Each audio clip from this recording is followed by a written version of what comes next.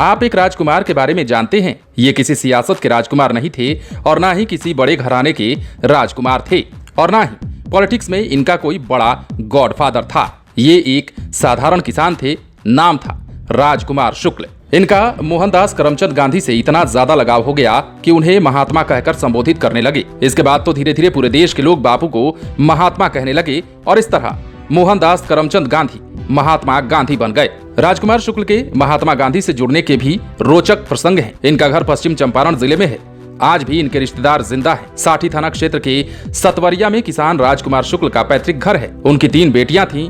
2 बेटियां सतवरिया गांव में ही रहती थीं। अब उस घर में उनके नाती पोता रहते हैं। राजकुमार शुक्ल के नाती का नाम मणिभूषण राय है। ग्रामीणों को आज भी काफी गर्व है कि इसी गाँव में राजकुमार शुक्ल का जन्म हुआ था और वे इसी गांव में रहते थे। गांव के लोगों को पता है कि अंग्रेजी हुकूमत के साथ राजकुमार शुक्ल ने किस तरह लड़ाई लड़ी, उन्होंने बापू का किस तरह सहयोग लिया।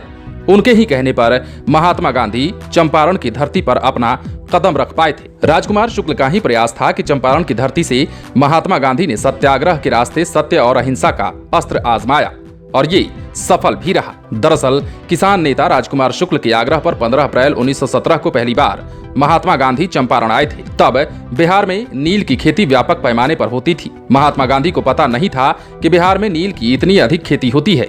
उस समय स्थानीय किसान नील की खेती से तबाह हो गए थे, लेकिन खेती करना उनकी मजबूरी भी थी। नहीं करते तो घर कैसे चलता। गांधी जी 22 अप्रैल को बेतिया के हजारीमल धर्मशाला पहुंचे। धर्मशाला में उन्होंने 5 दिनों तक किसानों के साथ बैठक की और उन पर हो रहे अत्याचारों के बारे में बारीकी से जानकारी ली। इसके बाद गांधी जी किसानों का हाल जानकर काफी मर्माहत हो गए।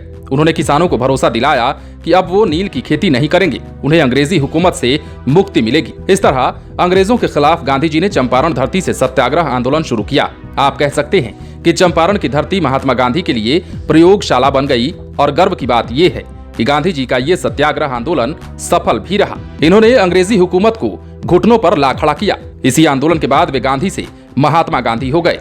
इसके बाद तो महात्मा गांधी का बिहार से ऐसा रिश्ता बन गया कि वे यहाँ बराबर आने लगे। इतना ही नहीं, वे अपनी पत्नी कस्तूरबा गांधी के साथ भी कई दफे बिहार आए। मुंगेर के घोरघट गांव भी गए। तब मुंगेर में भयंकर भूकंप आया था। 15 जनवरी 1934 की वो भयानक तारीख थी।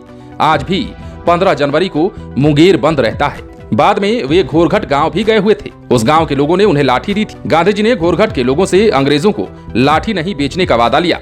तब उन्होंने गांव वालों की लाठी को स्वीकार किया।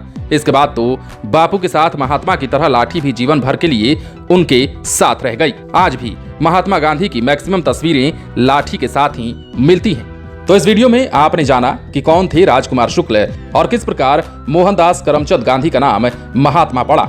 खबरों में अन्य अपडेट्स के लिए आप बने रहें बिहार इन शॉर्ट्स के साथ।